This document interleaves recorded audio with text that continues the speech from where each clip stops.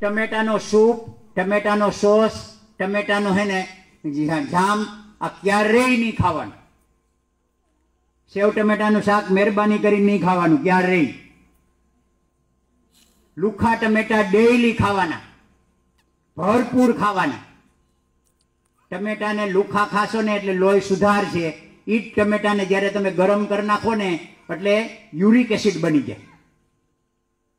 તમારી ઘરે સંડાસ બાથરૂમ હોય ને એને તમે ગમે એમ સાફ કરો ને એમાં પીળા ડાઘ ન જતા હોય ને, ઘરે દેશી ટમેટા 2-3 લઈ આવો અને એને ગ્રેવી કરી અને થોડીક વાર પાણી નાખીને એને ઉકાળી નાખો અને ઉકાળીને લેટ્રિન બાથરૂમમાં છાંટી દો અને 15-20 મિનિટ પછી એને વોશ કરશો ને એકદમ નીટ એન્ડ ક્લીન.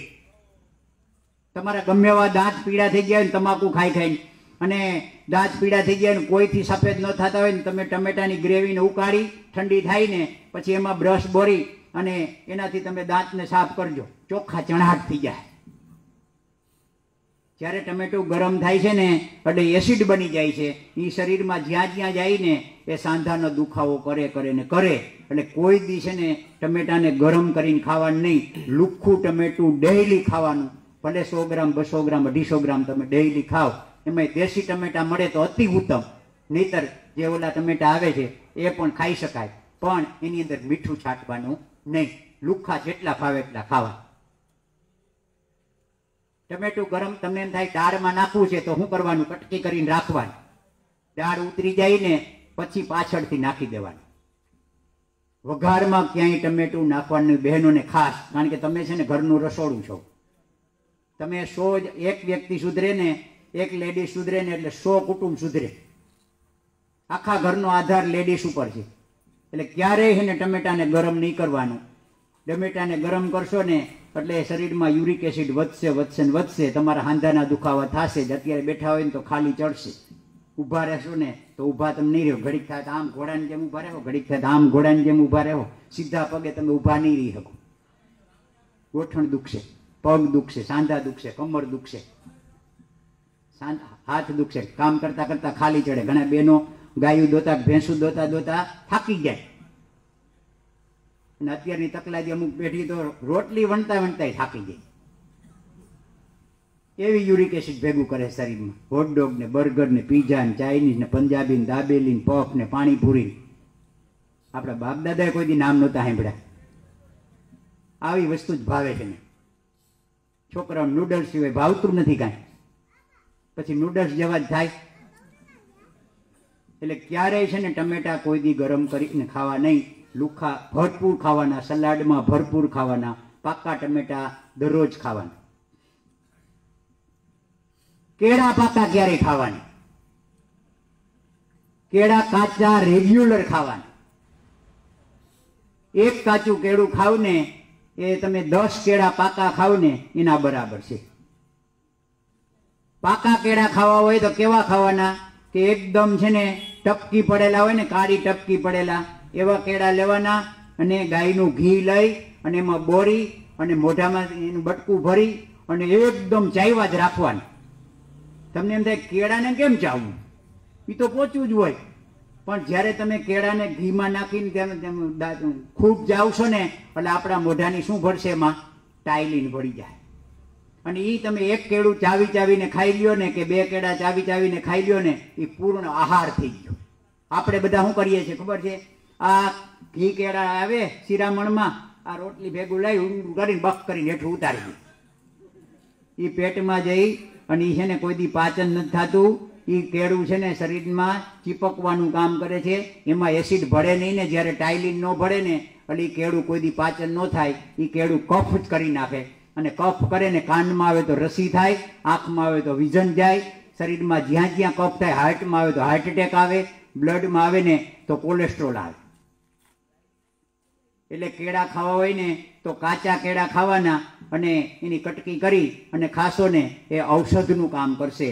અને પાકા કેળા ખાવા હોય તો 2 કેળાથી વધારે ખાવા નહીં. અને એ એકદમ ટપકીવાળા અને ગાયના ઘીમાં બોળી અને ખૂબ ચાવીને ખાવાના. એના ભેગી રોટલી ખાવાની, કારણ કે એ પૂર્ણ આહાર છે. કારણ કે જ્યાં સુધી તમે ચાવશો નહીં ને કોઈ પણ વસ્તુ લિક્વિડ સ્વરૂપે અહીંથી નહીં ઉતરે ને ત્યાં સુધી શરીરમાં પાચન થશે નહીં. આપણા શરીરની અંદર કોઈ એવા અવયવ નથી કે જે ભાંગીને ભૂકો થાય. અનાજ જેટલું છે ને, અનાજ છે ને આપણો આહાર જ નથી. આપણો ભગવાને, કૃષ્ણ ભગવાને આપણે 4 પ્રકારના આહાર કીધા છે: વાયુ તત્વ, અગ્નિ તત્વ, જળ તત્વ અને પૃથ્વી તત્વ. વાયુ તત્વમાં પાંદડા, મેથીના પાંદડા, પાલકના પાંદડા, કોથમીના પાંદડા, મૂળાના પાંદડા, આ જે બધા પાન છે ને ખાવા લાયક પાન, 50 જાતના પાન ખાવા લાયક છે, એ વાયુ તત્વમાં આવે. અગ્નિ તત્વમાં સૂર્યથી પાકેલા ફળ બધા. જળ તત્વમાં બધા શાકભાજી આવે અને પૃથ્વી તત્વમાં બધા કંદમૂળ આવે. અનાજ ક્યાંય આવતું જ નથી, છતાં પણ આપણે અનાજ ખાવું હોય ને, અનાજ છે ને પક્ષીઓનો આહાર છે. ભગવાને અનાજ પક્ષીઓ માટે બનાવ્યું છે. એ પક્ષીઓ છે ને આખો દાણો ગળી જાય ને એનું શરીર આખું કેવું છે? એસિડિક છે. પક્ષી છે ને તાર ઉપર બેસશે ને તો એને શોટ નહીં લાગે, કારણ કે એનું શરીર આખું એસિડિક છે. અને આપણે સામાન્ય તારને અડી જાય ને તો ધડ કરતું હોય ને શરીર આખું ખેદાન મેદાન થઈ જાય. આપણું શરીર આલ્કલાઇન શરીર છે, એટલે આપણે આલ્કલાઇન શરીરની અંદર આલ્કલાઇન આહારની જરૂર છે. હજી તમને આજે નહીં ખ્યાલ આવે કે આલ્કલાઇન એસિડિક કેને કહેવાય એમ. એ જ્યારે તમારા શરીરની અંદર છે ને અનાજ જાય ને, પક્ષીઓ આખો દાણો ગળી જાય ને તો બીજે દી એની ચરકમાં ક્યાંય આખો દાણો નીકળશે નહીં. જ્યારે આપણે છે ને બાફેલા મગ ખાધા હોય ને અને એમાંય ભૂલે ચૂકે એકાદો દાણો ગળી ગયા હોય ને તો બીજે દિવસે લેટ્રિનમાં એવો ને એવો દાણો નીકળે. એ કોઈ ભાંગીને ભૂકો થતો નથી. તમે ગમે એમ શરીરની અંદર ગમે એવું લીંબુ સોડા આપ્યો કે ગમે એવું ઓલો શું કે ઈનો પીઓ, ઓલું પીઓ, આવું ગમે એ પીઓ ને તોય કોઈ દી છે ને એ બાફેલો મગ છે ને એ પાચન નહીં થાય. પણ ફણગાવેલા મગ તમે ખાધા છે ને, કોટા ફૂટેલા મગ ખાધા હોય, કોટા ફૂટેલી માંડવી ખાધી હોય, કોટા ફૂટેલા ચણા ખાધા હોય ને, જેવા તેવા ચાવીને ખાધા છે ને તો પણ તમારા શરીરમાંથી છે ને એ આખા નહીં નીકળે, એનું પાચન થઈ જશે અને એમાં પૂરેપૂરી શક્તિ મળશે. એ સજીવ છે. ચણા છે કે મગ છે કે અડદ છે કે કોઈ પણ ઘઉં છે, એને તમે તાવડીમાં ખાલી 2 મિનિટ શેકી અને પછી વાવજો, ઉગશે? ન ઉગે. ગમે એવું જમીન સારી હોય, ગમે એવું પાણી તમે રેગ્યુલર આપો, નહીં ઉગે. શું કામે? એમાં સત્વ તત્વ બળી જાય. જ્યારે ફણગાવેલા છે ને એ તમે જમીનમાં નાખશો ને પલારેલા તો બીજે ત્રીજે દિવસે શું થાય?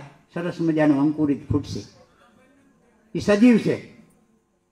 આપણા શરીરને સજીવ સેલની જરૂર છે, નિર્જીવ સેલની જરૂર નથી. આપણે બધા શું કરીએ છીએ? આપણા શરીરમાં નિર્જીવ સેલ જ પધરાવ્યા રાખીએ છીએ અને નિર્જીવ સેલ નાખી અને શરીરને આખું છે ને નિર્જીવ બનાવી દે છે. બ્લડ જ નિર્જીવ બને છે આખું. એટલે અંકુરિત બધું ખાઈ શકાય. આપણે શું કરીએ?